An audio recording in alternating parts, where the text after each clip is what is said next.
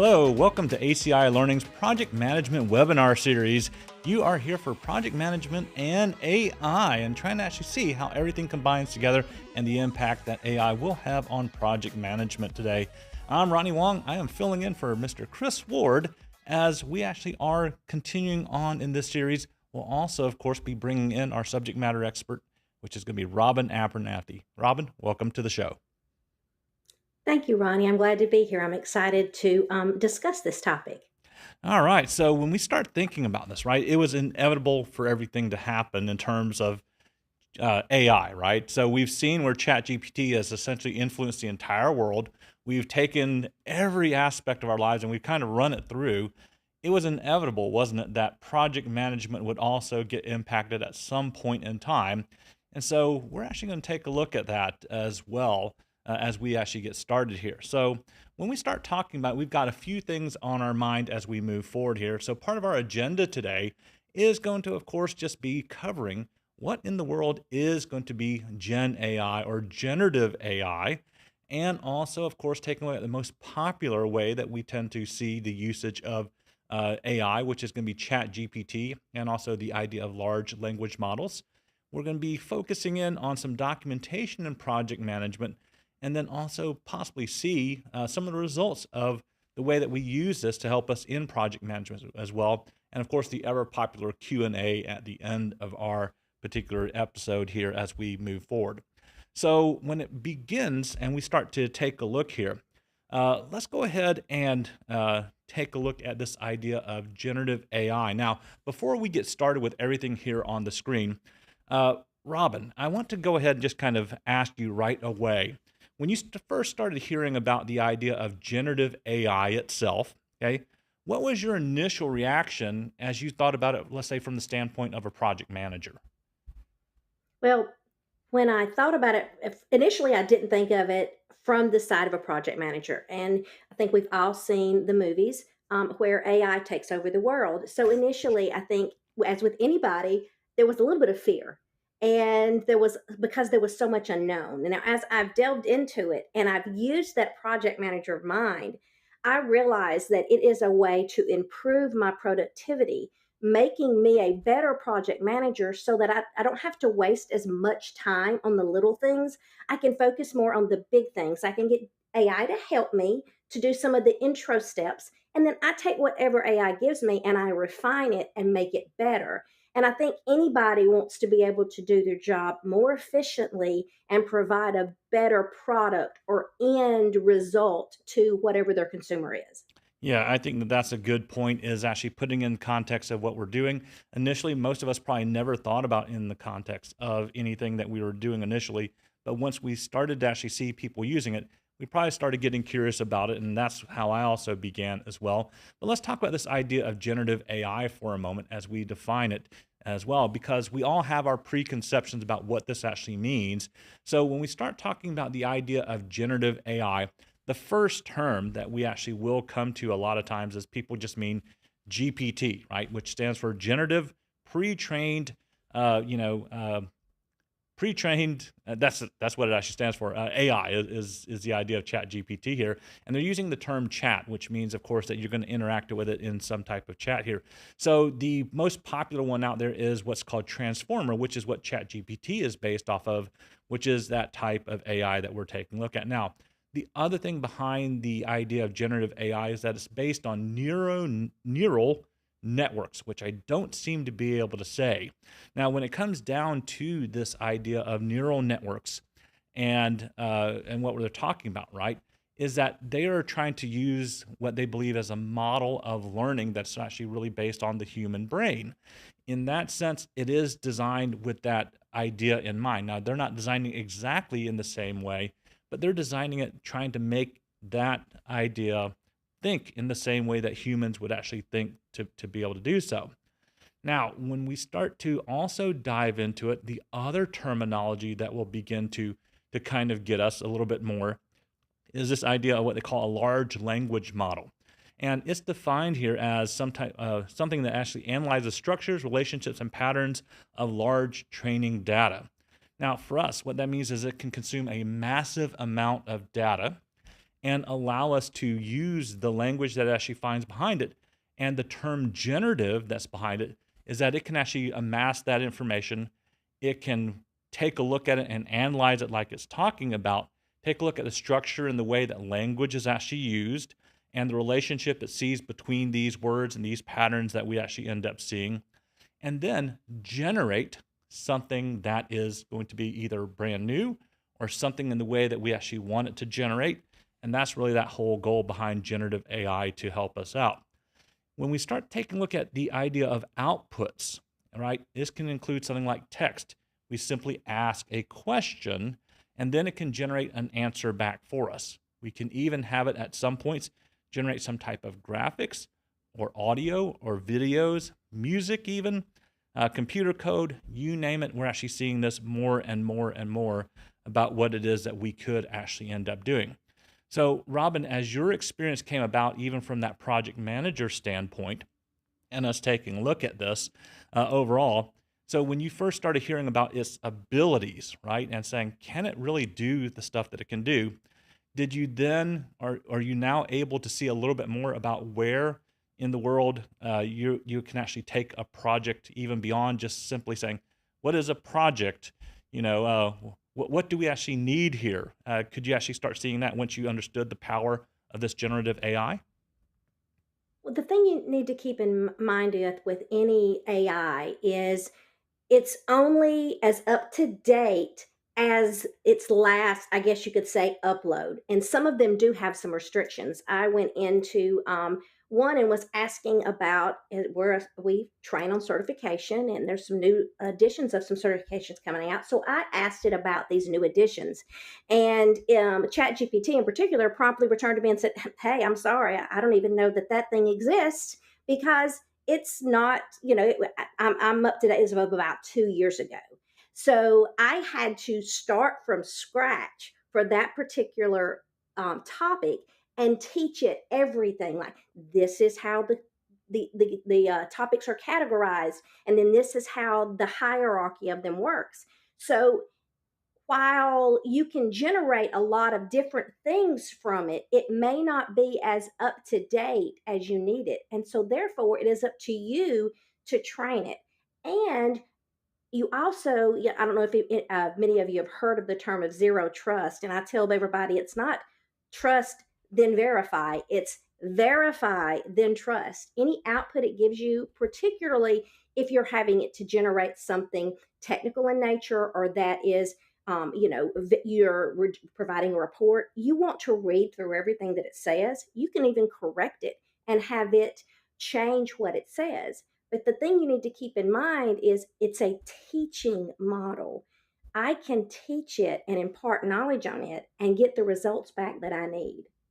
Yeah, with the results that it's actually doing, right? It's kind of amazing. I don't know if you've seen this, Robin, where it actually generated results that were more complete than even what I was actually thinking about. Has that been surprising to you? It was surprising to me in that oftentimes when I would be prompting it and asking it a question, I was expecting it to go like in directions one, two, and three. Mhm. And somehow it also got these a couple of others over here, and I was going, oh, I didn't even think about that. In our human brain, I think sometimes we see things the way we see it. And that's why we like teamwork, because a lot of times you bring a new team member in and they see something a little bit differently than you do.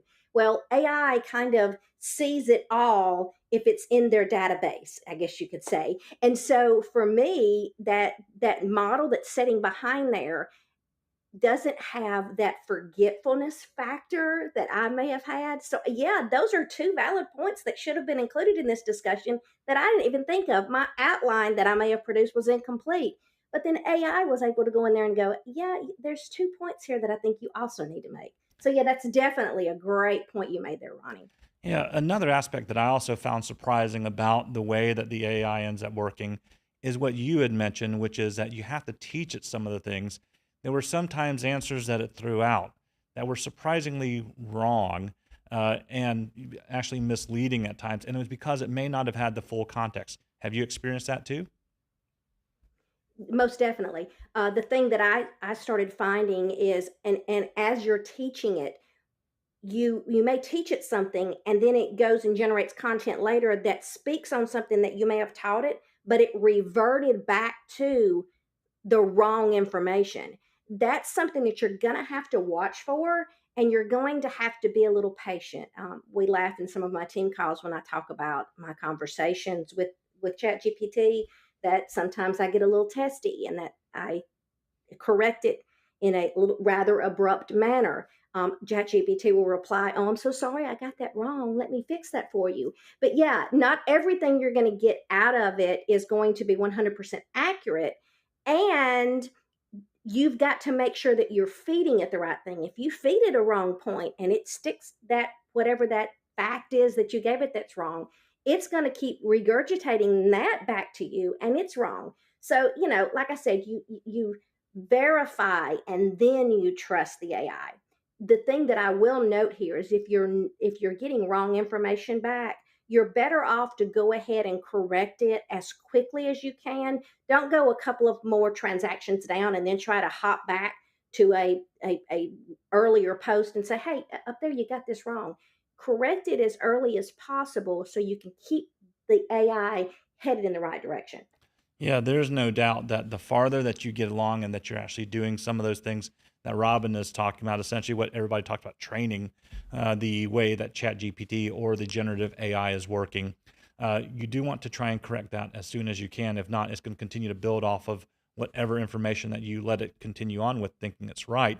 So it is kind of one of those situations that's a little bit sticky and it requires human validation or verification that all the stuff that you generate from this is correct. Because if you don't, right, you could end up producing something that you don't want to. And Robin, as far as I know, in terms of project managers, we really want to make sure that everything that we put down, right, that we generate is going to be something that is accurate and correct rather than something that's just been produced out there. It may look correct as you read, let's just say, a couple of paragraphs, but you may find out somewhere in it the logic did get flawed because of something that was introduced in it earlier.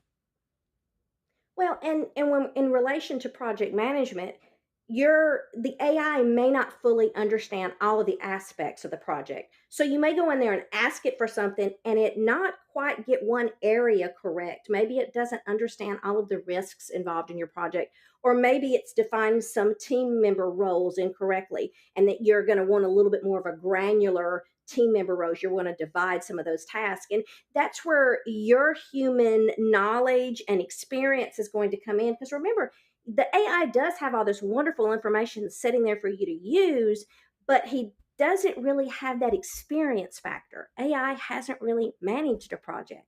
Yeah. You have. So you're going to have to go in there and kind of tweak what the output that you're going to be getting. Yeah, and that's probably one of the more frustrating parts about working with something like a generative AI at the beginning is that you don't know how to get it started.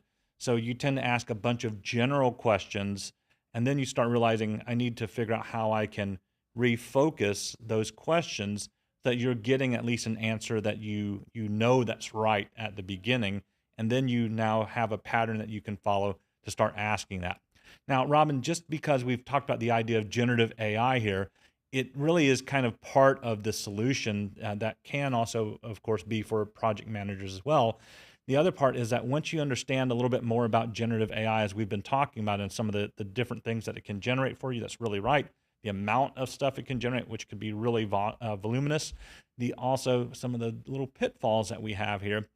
We now have to actually understand like the idea of interacting with generative AI. Now, this is no secret anymore. At one time, when somebody did say, AI, essentially what you saw in the movies, right, was some type of feature that would give you what you thought was going to happen. But at the beginning, it wasn't like that. It wasn't like you could just talk to it and it would give you an answer that you were expecting.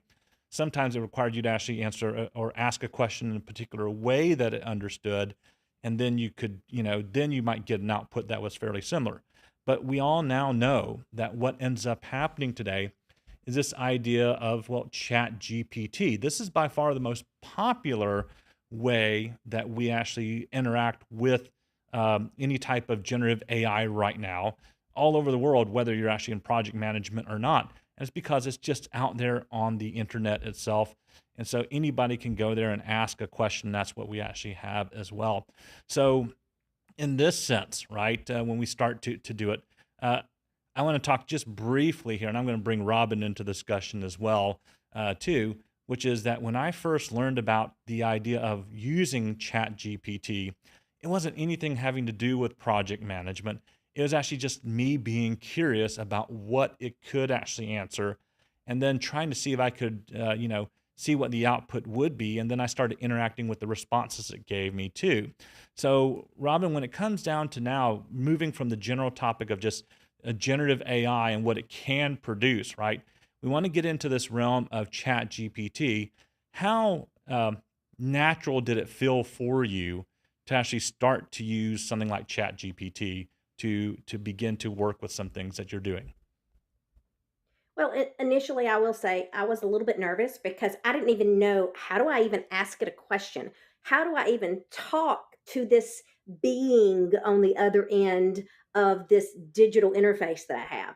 And so, oftentimes, when the very first time, I just went in there and asked it, "What do you know about X, Y, and Z?"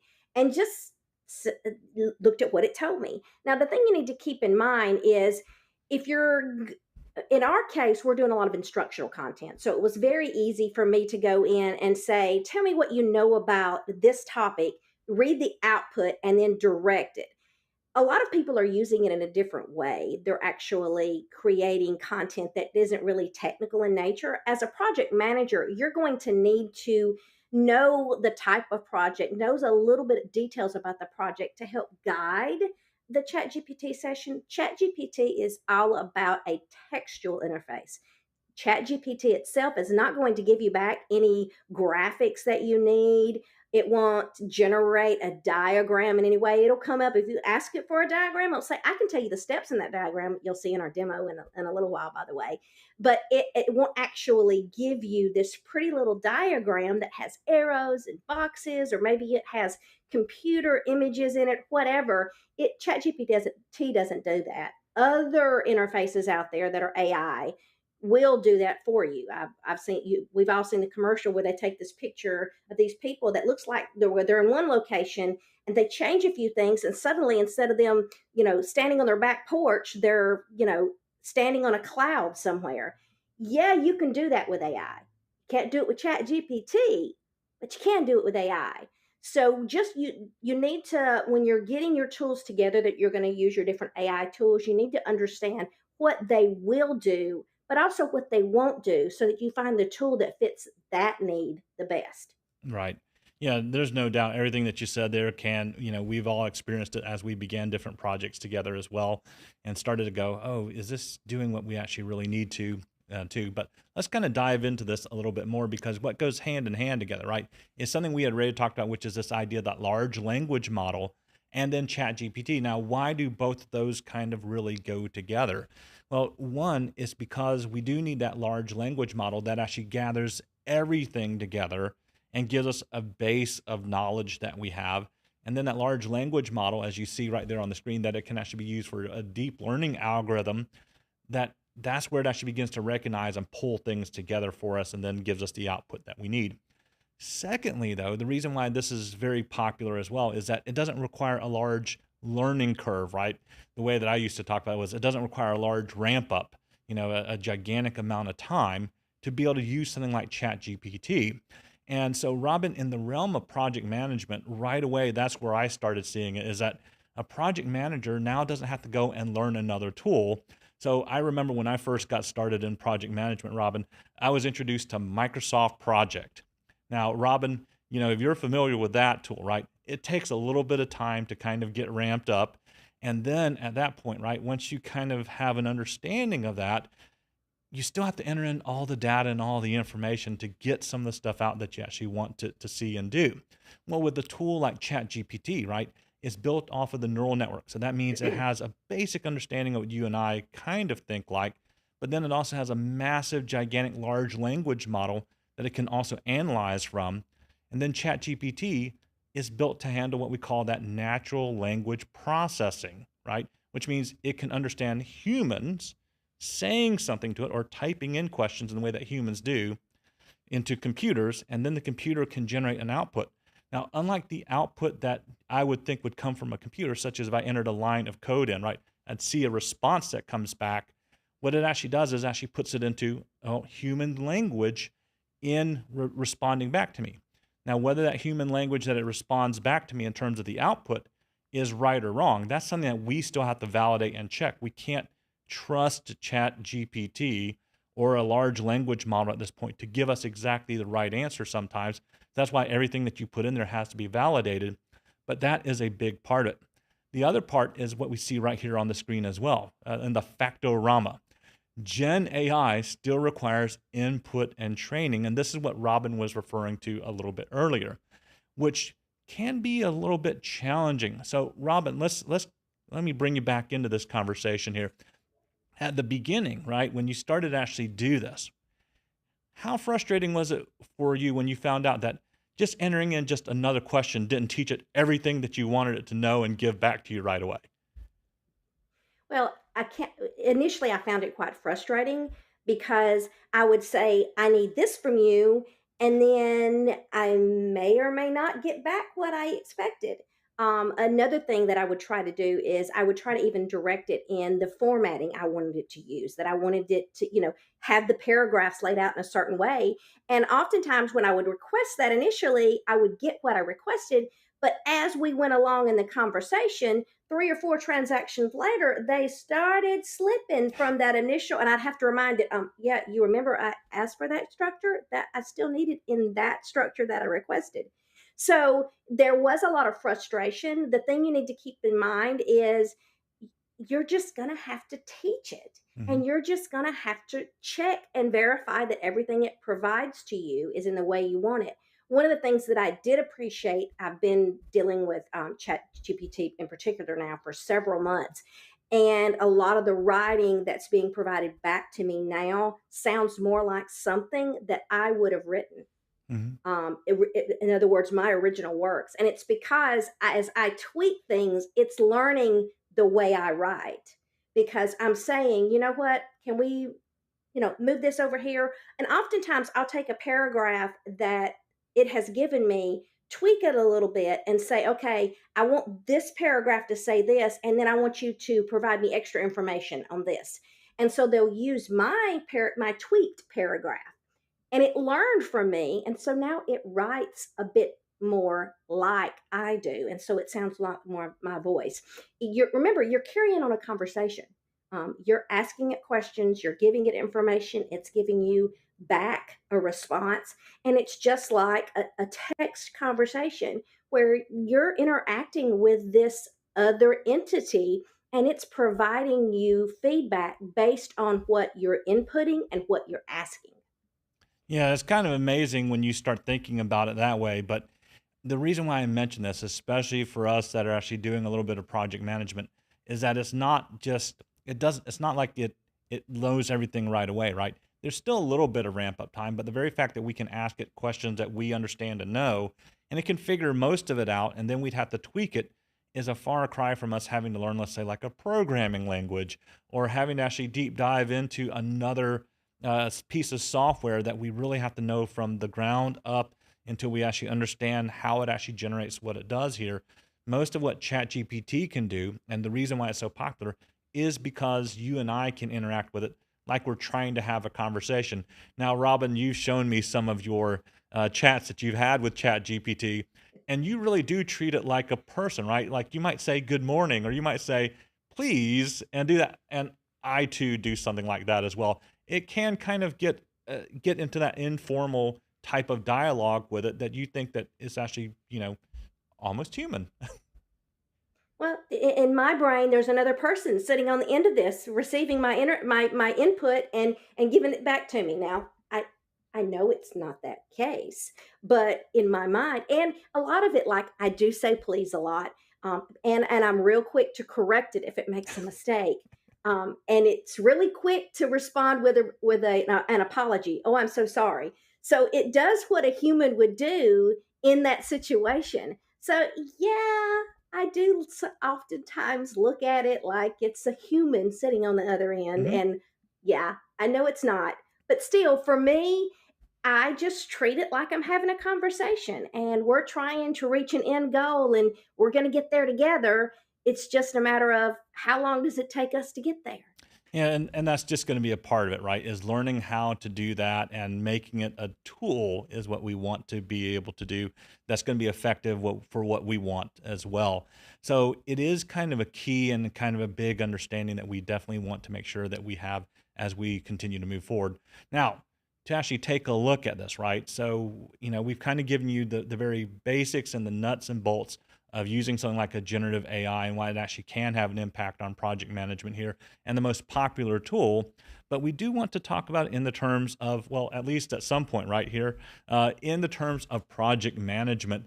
And where we decided to focus in on is going to be this idea of documentation in terms of project management.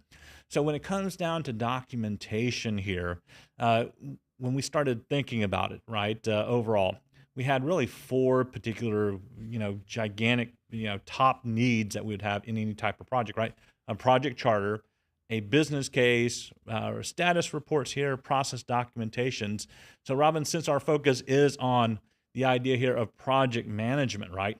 We said, look, we can't do all of this within the time constraints of this show, but we did want to at least do one of them, which was project documentation as well. So what we want to do, right, is we want to show you a little bit of that output too. So Robin, when Chris essentially started to bring this to you, and he asked you like, "Hey, what can we actually show? What can we do here?" Can you share with us a little bit of your experience and the effort that it took to begin generating something about process documentation, and then we'll take a look at the demo. So initially, I had had a lot of experience going into this with just generating technical content that would be used in some sort of an instructional manner. In other words, I'm teaching a particular content, whether it's in a classroom, via video, whatever. So it was all about teaching. So when Chris asked me to step over into this project management realm and say, what can AI help me as a project manager do and to be able to be a little more productive as a project manager. Maybe it'll give you a chance to ramp up that project faster. And I honestly, I will just say it here, I had no idea what it was going to be able to do. And I wasn't sure how to even start. Now you're going to say, well, Robin, why didn't you go out and read a bunch of articles? I could have done that. But I wanted to see, as me not knowing its project management knowledge, where we could go. And so initially, what I did is I just went and created a fictitious, in my mind, project that I wanted to do. Now it happens to be have something to do with technical content generation because after all that is what I do, and I already know how a project like that works. So I would better be able to judge if what ChatGPT was giving me was accurate and was complete. So what I did is I initially fed into it a premise about a project, and I told it the process that the content generation would go to, about how it would start with an author and then it has to be technically reviewed and so forth and so on. So in feeding that process to it, I would see then, does it even understand what my project is doing and the process it's going to have occur as part of that project execution? What's my team members going to be doing, and what team members do I need? So that's kind of where I started from. And I didn't go very deep into it because I'm just trying to demo to you guys an easy way that it started without me even having to do a ton of even teaching of it. So that was the premise. I had a project that I wanted to start from. I knew what that project wanted to do, and I already had in my head the process that in executing the project that we were going to have to go through to create my content. Yeah, so let's go ahead and take a look at what it is that you did generate here. And then you can probably just either voice over or talk over as we show you what actually happened. So a few days ago, Robin did actually use ChatGPT here and begin GPT. I don't know why I said B, ChatGPT to actually help us to generate some of the things that she was talking about. And here are the surprising or some of the results here that I think that, if I remember right, Robin said that she also found surprising as well. So there it is, Robin, that you actually began with the simple statement, I want to work on some project management documents for an upcoming project. Can you help me with this? And there it is. Certainly, project management documentation plays a crucial role. And from that point, it began to define what those things were and even giving a purpose and the key components that are found inside of these different pieces of documentation. So that's where she And began. if Hmm.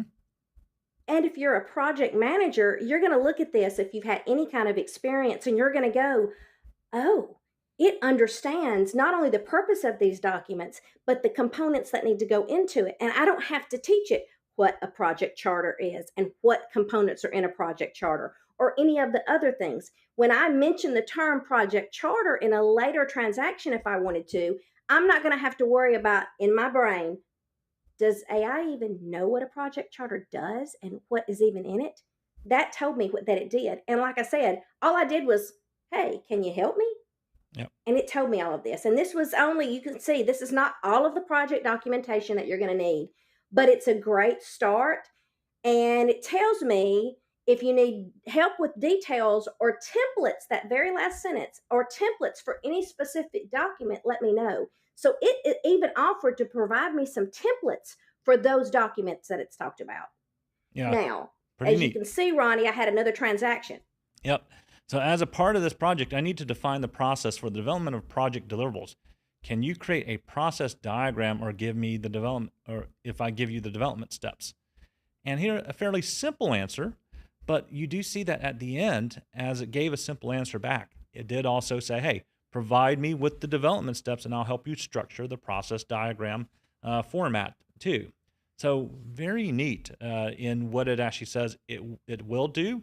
And even showed you can use anything for diagramming and gives you some of the tools, Visio, Lucidchart, Draw.io to actually create the visual representation. And then it says, hey, if you actually need to do something, here it is. They'll actually help you with the structure of it. So I found that to be very interesting that it was actually saying, hey, not only can I do that, I can help you to begin. And here's some of the tools you may want to use to do that as well. Let's see. Oh, Robin actually gave it a little bit of a deeper dive here as well. As you can see, the first SME author writes content for each deliverable based on the content outline. And she continues to actually chain all of this together. Now, Robin, I want to ask you this because we're going to actually see that not only did it take you time to write this, but when it comes down to the answer, Robin, did it really take the AI any real amount of time to generate the content that it actually outputted? Now, I will say this. I did it in an afternoon. Yep. Depending on what time zone where you live, you'll find in when you're in an AI that it slows down at certain parts of the day. It took it a few minutes to generate all of this, Hmm. but I did do it in the afternoon. For as a general rule, for me, Chat GPT slows down in the afternoons considerably, and when I'm in there in the mornings, it's zipping along. But still, a few minutes to generate all of that. Do you know how long it would have taken me Yeah. to type all of that information by myself? Yeah. A lot longer. It increases your productivity, people. Productivity increases the biggest benefit you're going to be getting out of this. Yeah.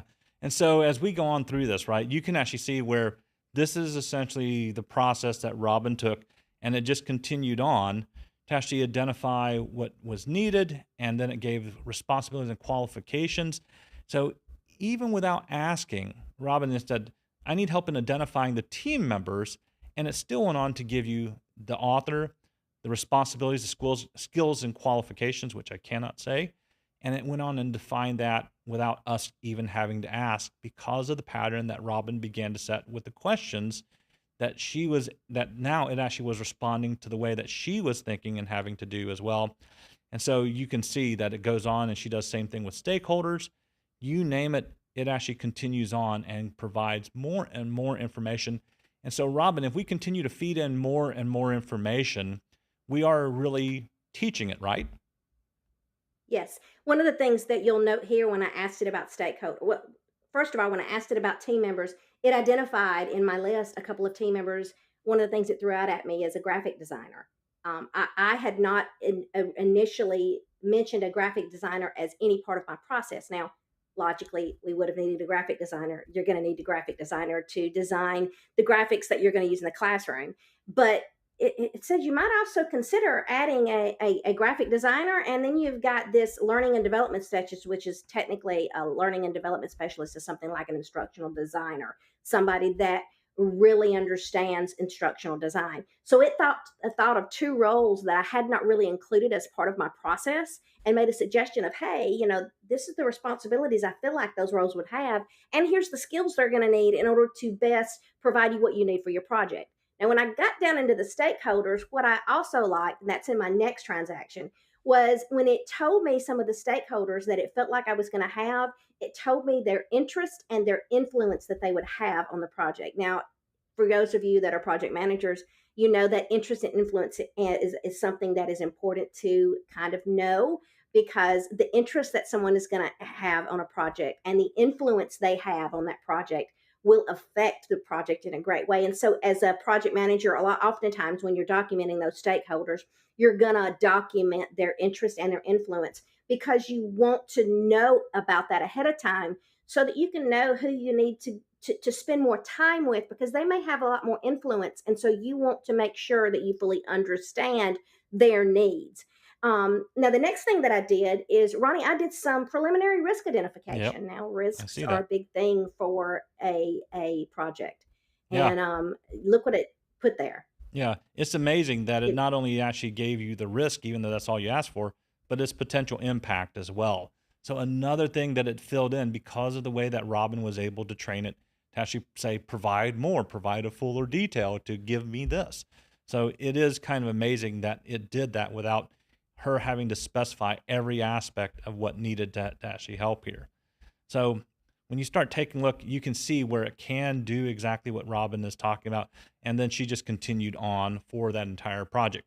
Now, here's the point that we also want to make sure that we make too, right? It shouldn't replace the work that you have to do. It is about helping you to speed up. So we don't want it actually replacing human work. What we want to do is actually to be more and more efficient too. All right, so Robin, it has now come to that point in time where we are, I think, ready to actually have some questions. You ready to handle some questions? I think so. What about Yeah. you, Ronnie? They Yeah. may actually have a question for you. It sounds actually pretty good here as we get started. So the first one is, how can I show proficiency in using AI uh, for project managers to employers? How can I show proficiency in using AI for PMs to employers?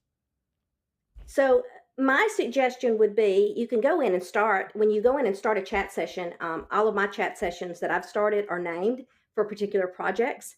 Or particular content that I'm generating, whatever it may be.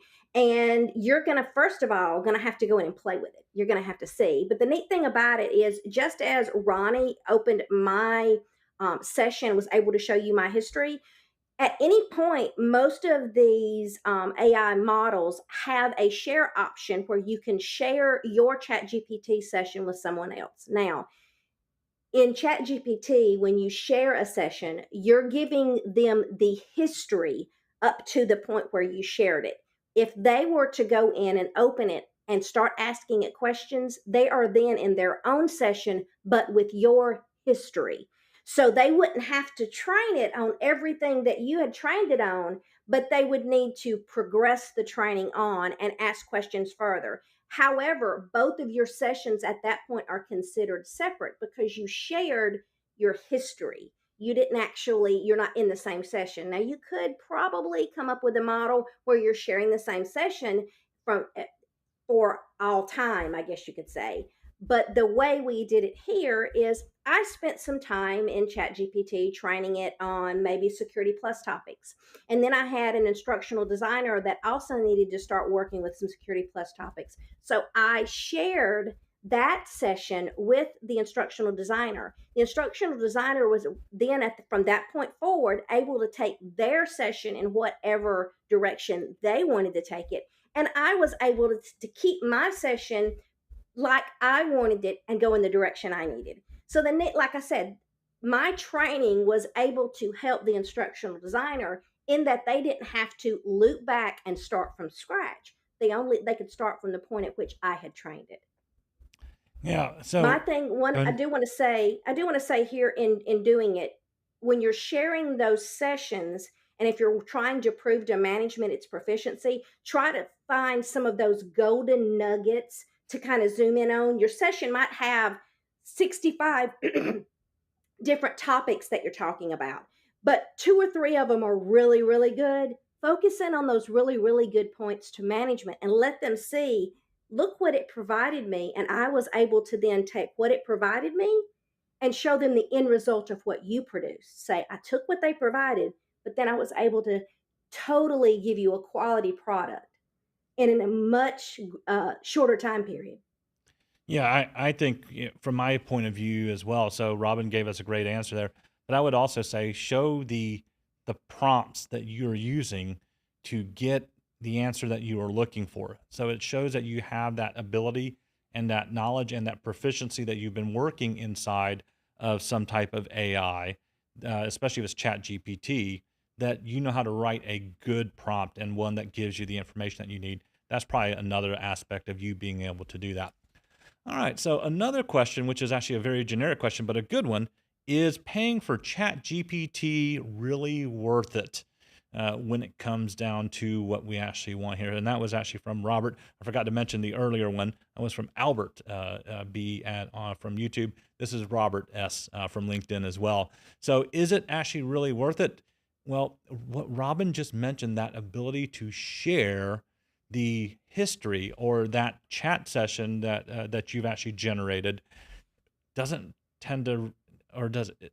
Robin, have you been able to share that from a free account? I can't remember.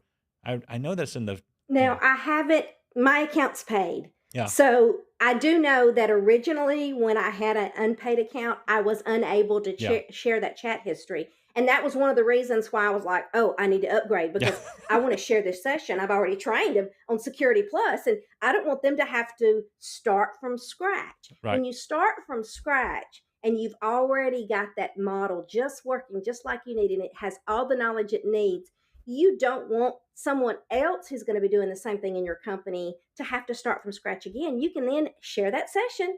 They've got your history. They can read through it and say, oh, Robin's already covered all of these attacks and all of these threats and all of these different mitigation techniques. So I don't have to cover all of that. Chat GPT already understands it.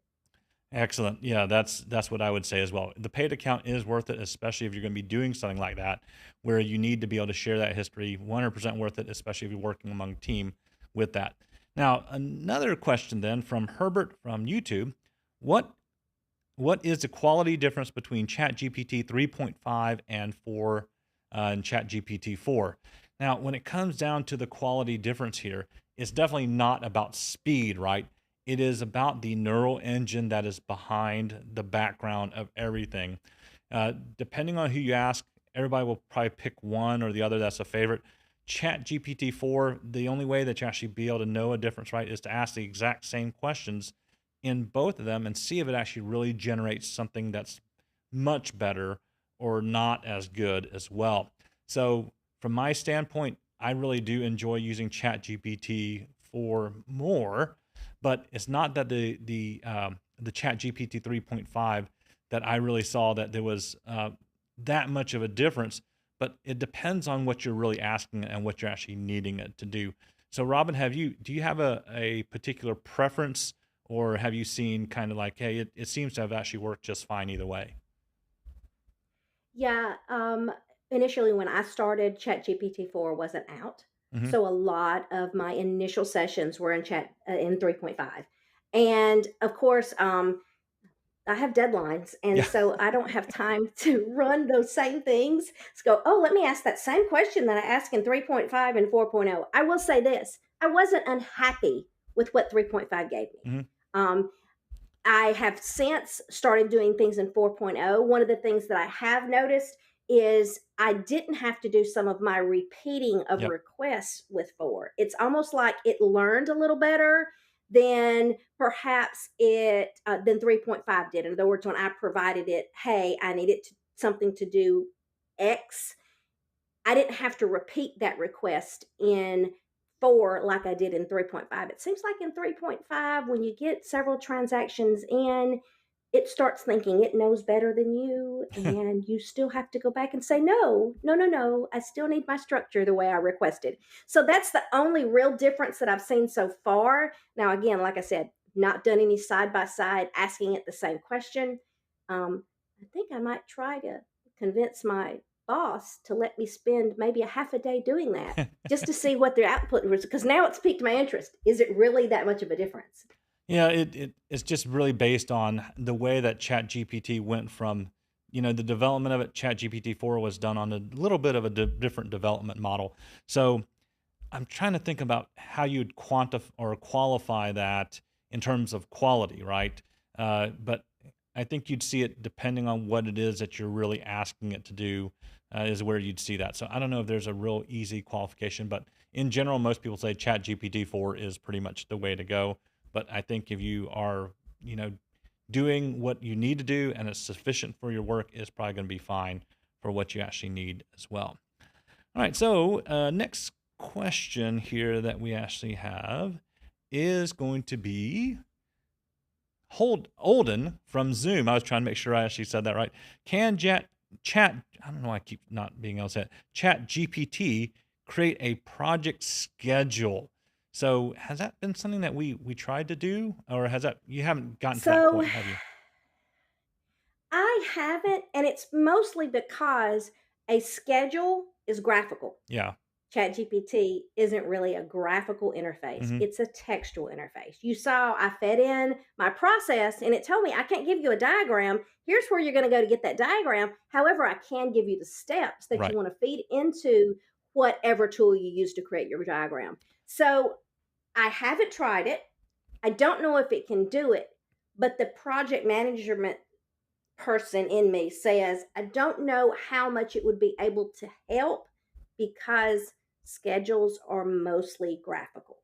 Yeah. However, there are other AIs out there that can do it. I think that that's the point to make, right? If we don't see that ability inside of ChatGPT to do it, there are those other AI tools that are out there that you might be able to actually plug in. And I would just do a simple search in your favorite web browser to actually do something like AI for project management, and you'll probably see several of those as you actually start to move forward. So those are a little bit more custom, and and they're actually probably really limited around a lot of the project management language too. Whereas large language models, there's a ton of information that comes in from every direction. So that might actually produce for you even a better model depending on the way that they've chose to do that. All right, we have another question that's also out there from us from Portia from Zoom here. Is there a specific AI tool, software plugin that will convert project charter information from Chat GPT paragraph form into a slide deck, or I can't see the rest of, It or says, visual or output? a visual output. Yeah, probably not the visual output side. So if you're looking for something like a Gantt chart, ChatGPT is probably not going to do that.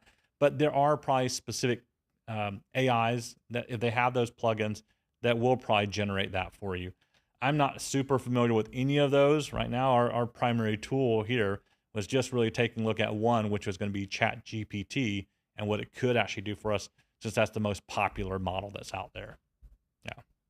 And I will say this, every reply it gives back to you, as far as ChatGPT goes, there's this wonderful little button. You click copy, this one little button, and it copies all of that particular transaction for you that you can paste anywhere. So I don't know that ChatGPT would be the best place to do most of this, but I'm sure everybody's getting on the AI bandwagon and they want to produce a new tool that helps you be more efficient and provide you with what you need. So I'm sure there's something out there. Again, my primary thing that I've been playing with is ChatGPT because I'm just crunching out content and instructional material, but it's out there, guys. You've just got to find it. And look, ask ChatGPT if it's out there. If Mhm. you remember in one of my things, it did point me to Microsoft Visio and a few other tools to create a diagram. So it probably knows about it. Yeah. All right. Interesting question here, which is actually a good one. Arnold from Zoom asks, what are the security and privacy concerns from a business org perspective? you don't want to be using the free one if you're actually going to be doing this for a business, especially if you're going to be entering in some type of information. You do not want it to actually be out there at all. You want to at least have some type of authentication. In a business perspective, probably a better way for you to go to ensure a little bit more in terms of privacy and security is to get your API key generated and make sure it's actually locked down that way as well. So there is a model with Chat GPT that can give you access, and it generates an API key for you that will actually be uh, unique if nothing else, right? That will actually lock that a little bit more in for you. So don't use the free one is what I would say if you actually do have those concerns, overall. So right now, in terms of large accounts, that's what you'll actually have to do. There is no easier way. I mean, I guess you could share a single account, but it will require, of course, some type of authentication for you to do that. So for us, we actually use one that actually connects to open. Why can I remember what Open API or Open AI? It's API out there, and that's the way that we actually end up using it too. Uh, Another thing that we also do on the backside of producing content is I do introduce this into a plagiarism checker, such as Grammarly or some other tool that you may use, so that you can make sure you're not infringing on anybody else's copyrighted material out there. So that's another thing is you want to provide the protection on the front end for your session and to ensure security and privacy, but on the back end, you also want to make sure that if you're producing content, that you're not uh, violating any copyright laws or any of the things like that. So you don't need to just think about it on the front end. You got to think about it on the back end too, particularly if you're generating instructional material or material that may be borrowing the learning from somewhere else. all right, our final question from Monty from Zoom: does ChatGPT constantly update or on a nonstop basis? What is the source population that it uses to update?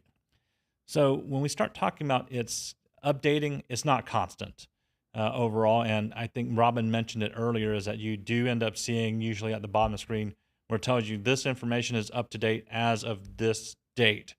And I think, that's pretty much what you actually have to generate based on is that if you see things that have updated and have updated, but yet it's not appearing inside of Chat GPT, that's pretty much what you'll see. They don't really seem to announce like it's going to update every 6 months or every 3 weeks or whatever it is. It just tends to actually come whenever it actually needs to happen based on, I'm assuming, the amount of information that they actually end up getting. So the source of population is probably everything that it actually can scrape from whatever source that it actually wants to be able to do that. Now, if you're saying, hey, that's too much, no doubt that there's a ton that's out there.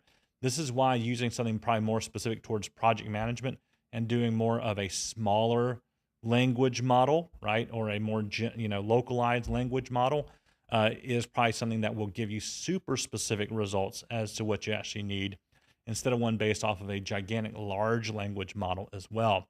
So that's probably what you actually end up seeing and dealing with when it comes down to that result in terms of what its update is going to be. So the easiest way, of course, is just to check it out at the bottom of the screen as you actually go to Chat GPT, and it'll actually tell you when it's last updated. Robin, I can't remember. I think it updated recently, though, probably in the last 6 months or so, if I remember right. Yeah, but I don't believe yeah, if I remember correctly what I read about it, it updated about 6 months ago, but it Yeah, wasn't, like, up to that exact yeah. date. It was, like, still a year old or something. Now, I will also tell you, I've done some looks in some research into some other, AI models that are out there. Watson in particular, if it's quite expensive, but you can, in Watson, lock in your, like, proprietary data for your company and have AI that works just with the data within your company, which for some large corporations out there probably would be very vast. And with Watson, it does provide a means whereby you're just working with your data and no one can see into your data. And like I said, you're not really working outside of that data. So ChatGPT doesn't update regularly as far as always updating. It's more of a scheduled thing. And even when it updates, it isn't updating to the date of the update. It's usually about, I want to say, a year or two behind, is what I seem to remember being said somewhere in an article. But it's still not bad, and you can teach it. Security Plus has a new version. It's the 701 version, and ChatGPT did not understand what the 701 version was. I was able to teach it what the 701 version, and then I was able to get content based on what I taught it. So it's not a totally lost cause if it's not in the database. You just kind of may have to tweak it a little more and feed in a little more information. All right. Well, that will go ahead and wrap it up for us here as we actually do wind down this particular webinar. But we don't want to leave you hanging, right? If you actually do want more content like this, as well as more instructional content, take a look and generate a Webinar 30 code that you can use for 30% off right here at ACI Learning. So, mentioning that and signing off for Robin Abernathy and myself, everybody have a great day.